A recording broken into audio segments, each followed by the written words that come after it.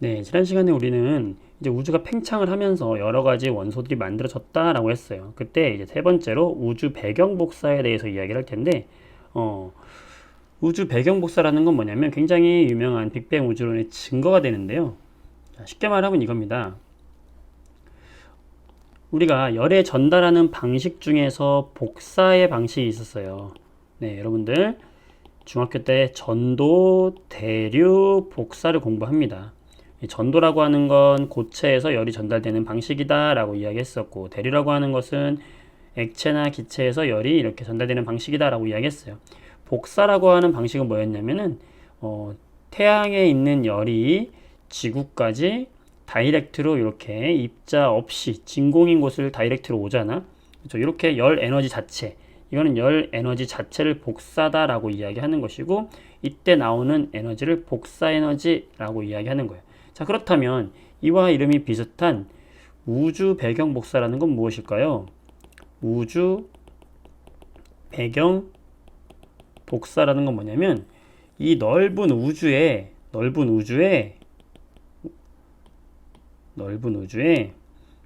여기에 온도가 있을 거 아니에요. 우주의 온도. 온도가 있다는 것은 뭐냐면 열이 이동한다는 거거든. 이 열이 우주 전체에 퍼져서 이렇게 열이 나온다라는 거예요. 쉽게 말하면 우주 배경 복사라는 건 우주를 전체로 해서 나오는 열 에너지라고 생각하면 돼요. 우주에 있는 열 에너지다라고 생각하시면 됩니다. 그럼 이게 왜 빅뱅의 증거가 되느냐? 자, 우리가 빅뱅을 이야기할 때요. 빅뱅을 이야기할 때 우주는 팽창한다라고 이야기했습니다. 그렇죠? 그래서 빅뱅은 태초에 있던 물질 자체가 더 이상 증가하지 않고 이들이 그냥 단순히 멀어질 뿐이고 이들이 새로운 걸 만들어도 여기서 그냥 만들어진다. 그러니까 뭐냐면 지금 부피는 어떻게 되고 있어요? 우주 전체의 부피는 증가하고 있어요. 근데 처음에 에너지는 항상 어때요? 이 에너지는 항상 일정해요. 그럼 일정한 열 에너지를 가지고 이 우주를 전부 데우려고 하니까 점점 이들이 넓은 우주를 데우려고 해. 난로가 있는데 이 난로를 가지고 좁은 우주를 데울 때와 넓은 우주를 데울 때 어떻게 했어요? 온도가 좀 떨어지겠지. 우주 전체의 온도는. 그러니까 뭐냐?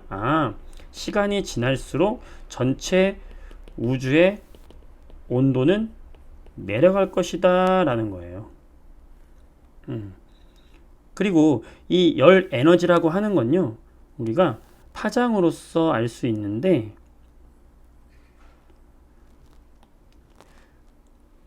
요 파의 길이를 우리가 파장이다 라고 얘기하는 거죠. 왼쪽에 있는 파는 파장이 짧은 것이고 오른쪽에 있는 파장이 긴 거예요. 에너지라고 하는 것은 파장에 반비례합니다. 그래서 이렇게 짧은 파장을 가지고 있으면 얘는 온도가 높은 빛이에요. 긴 파장을 가지고 있는 애들은 에너지는 낮은 거예요. 그래서 온도가 낮은 거예요. 그래서 온도가 낮아질수록 파장은 길어지는 거예요. 그 얘기 뭐냐면, 우주가 이렇게 팽창을 했어? 그러면 우주 전체에서 발견되는 이 복사 에너지의 파장이 3켈빈 정도의 온도로 떨어졌을 거야. 그러면 그거에 맞는 파장이 이렇게 관측이 되지 않을까? 어디에서? 우주 전체에서 이렇게 긴 파장이 관측이 되지 않을까라고 예측을 했는데 이게 마저 떨어진 거예요. 그 얘기는 뭐다? 빅뱅 우주론이 맞는 거다. 물질은 그대로고 우주만 팽창하고 있다라는 걸 뒷받침하는 거기 때문에 이게 근거가 된다는 이야기가 되는 겁니다. 아시겠죠? 자, 이거를 그림을 보면서 해볼게요. 그래서 우주 온도가 약 3000도일 때, 3000 켈빈일 때 이제 빛이 우주로 퍼져 나가면서 우주 전체를 채우고 있는 빛이 있다. 그 빛을 뭐라고 한다? 우주 배경 복사라고 하고요. 이때 누가 예측을 했냐면 가모프라는 사람이 예측을 했어요. 예측을 해서 예전에는 이렇게 짧은 파장이었지만 현재에는 긴 파장이 되었을 거야 라고 예상을 한 거예요.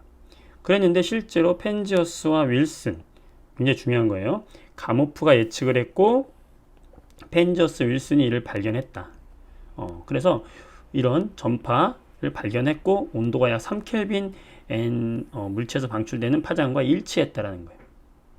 그래서 이 W 맵 위성이 관측한 우주 배경 복사를 그림을 보니까 이렇다. 우주 전체에 이렇게 퍼져 있더라. 뭐냐 결과는 빅뱅 우주론을 뒷받침하는 강력한 증거가 된다. 이게 바로 뭐다? 우주 배경 복사가 되는 거예요. 네, 아시겠죠? 자, 문제를 한번 개념 문제를 풀어보도록 할게요. 자, 종합해서 우리가 1, 2, 3 처음에 이제 빅뱅 우주론, 정상 우주론 비교를 했었고 입자에 생성했었고 그 다음에 우주 배경 복사까지 지금 공부를 했으니까요. 한번 풀어보도록 합시다. 빅뱅 우주론에서 우주의 밀도는 어떻게 된다? 네, 우주는 팽창하고 있는데 밀도라고 하는 건 뭐분의 뭐예요? 부피분의 질량인데 이 질량은 항상 일정하다. 우주의 부피는 증가하고 있는데 그러면 우주의 밀도는 어떻게 되고 있다? 감소하고 그에 따라서 난로는 하나인데 팽창하는 방은 커지고 있어. 따라서 온도도 어떻게 된다? 감소했다라고 하는 거죠. 자, 입자를 골라라 그랬습니다. 가장 먼저 생성된 입자 누굽니까? 바로 전자와 쿼크 되겠죠. 나와 다가 되겠고. 자, 쿼크 3개가 결합하여 만들어지는 거 두 가지라고 했었죠. 양성자와 중성자, 라와 마가 될 것이고. 자, 이때 양성자와 중성자가 만나서 생성된 입자가 뭐라고 그랬어요? 바로 헬륨 원자 핵이죠. 네. 헬륨 원자 핵이 아까 뭐라고 그랬죠? 양성자 2개와 중성자 2개. 이게 바로 뭐다? 헬륨의 원자 핵이었잖아요. 자, 우주의 온도가 3000 켈빈 됐을 때 생성된 입자. 자, 이때부터 뭐가 만들어졌어요?